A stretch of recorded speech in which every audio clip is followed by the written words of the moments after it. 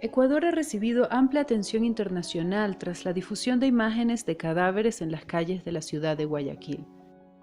En este pequeño país, el número de casos confirmados aumenta vertiginosamente y tiene hoy una de las tasas más altas de muertes per cápita por el virus de todos los países latinoamericanos.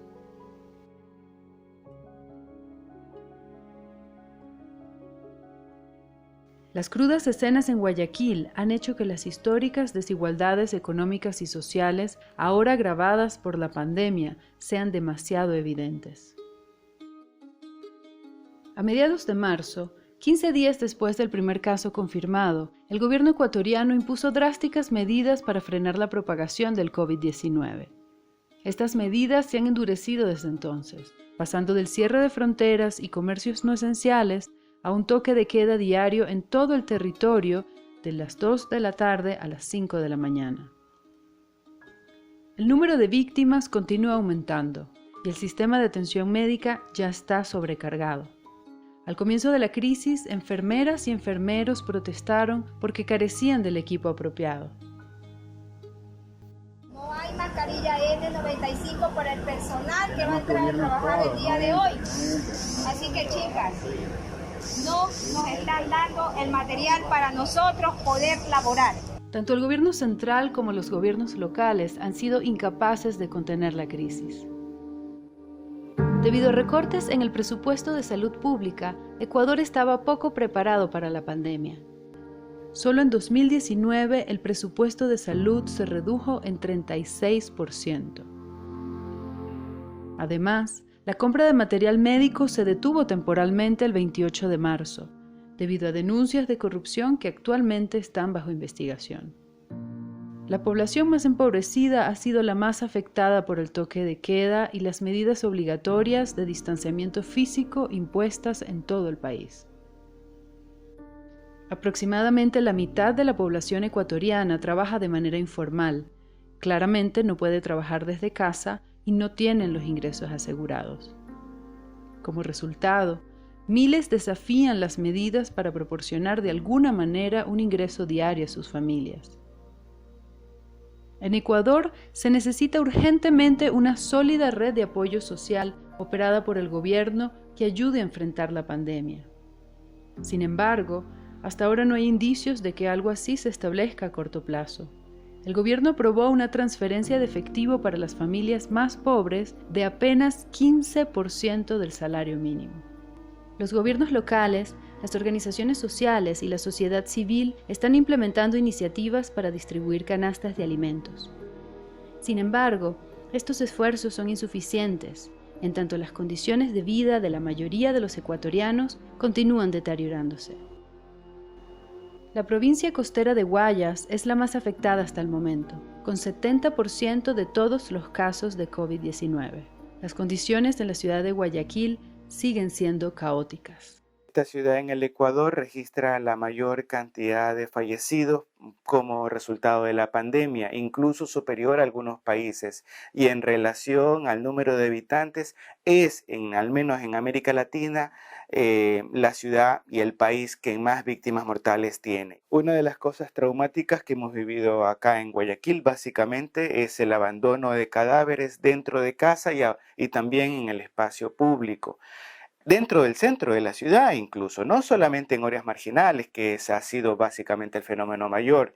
Y eso se debe a que el Estado, el Departamento de Medicina Legal en particular, no llegó con su ambulancia y pasaron esos cuerpos en este clima, 38 grados, durante días, 5 días. Una de las cuestiones un poco más críticas con relación a la pandemia en Guayaquil básicamente ha sido la situación de los hospitales públicos, que si bien es cierto tiene una larga data, pero ahora se ha agudizado y que incluso llega a registrarse casos de extravío de cadáveres, que no son pocos.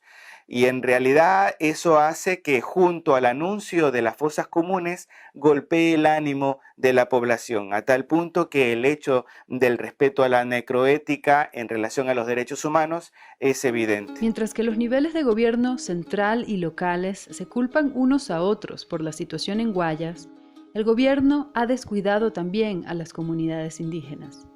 Hay una falta de protocolos epidemiológicos culturalmente sensibles y tampoco hay campañas de prevención en lenguas indígenas. Conscientes del peligro, algunas comunidades indígenas en áreas rurales han tomado su destino en sus propias manos, incluso colocando barricadas con troncos de árboles a la entrada de sus pueblos, en un intento de protegerse.